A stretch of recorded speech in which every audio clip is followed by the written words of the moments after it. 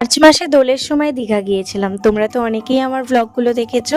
প্রথম দিনের পুরো সারাদিনের ব্লগ তো শেয়ার করেই ছিলাম, কিন্তু দ্বিতীয় দিনের আর সন্ধ্যের পর থেকে কোনো ব্লগ শেয়ার করতে পারিনি। নানান ব্যস্ততা, কুড়েমি আর শরীর খারাপ, নানান কিছু কারণ ছিল। তো হঠাৎই ফাইল ঘাঁটতে ঘাঁটতে দেখলাম ভিডিওগুলো কিন্তু পড়ে আছে।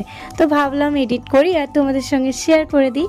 তো কী করেছিলাম ওই দিনকে সন্ধ্যের পর থেকে।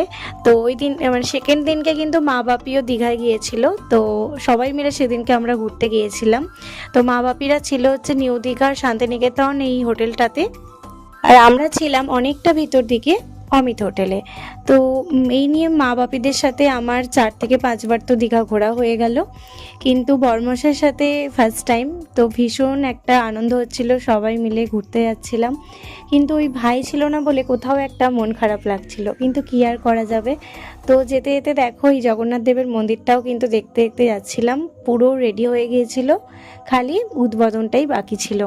তো যাই হোক, আর দোলের সময় তো দীঘায় প্রচুর পরিমাণে ভিড় হয়েছিল, আর রাস্তাঘাট এতটাই জ্যাম ছিল। নিউ দীঘা থেকে ওল্ড দীঘায় আমাদের পৌঁছাতে পৌঁছাতে প্রায় 1 ঘন্টার বেশি লেগে গিয়েছিল।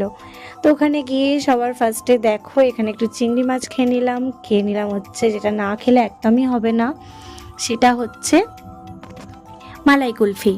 মায়ের কিছু কেনাকাটি ছিল টুকটাক, তো মা সেইগুলোই কিনছিল, আর আমি তো আগের দিনকে অনেক কিছু কিনে ফেলেছিলাম। ওই জন্য সেদিনকে আর আমি ফিরেও তাকাইনি এদিকে, কারণ যত দেখছিলাম ততই মনে হচ্ছিলো এটা কিনি ওটা কিনি, তো ওই জন্য আর তাকাইনি। তো যাই হোক, সবাই মিলে বেশ মজা করে আনন্দ করে তারপরে এবার ফিরে যাচ্ছিলাম হোটেলের দিকে।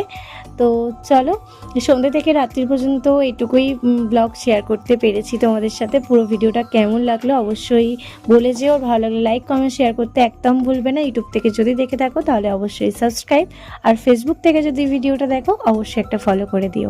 নেক্সট ভিডিওতে খুব তাড়াতাড়ি দেখা হচ্ছে, তখন তোমরা সুস্থ থেকো, ভালো থেকো। আজকের মতো আসি, চলো টাটা।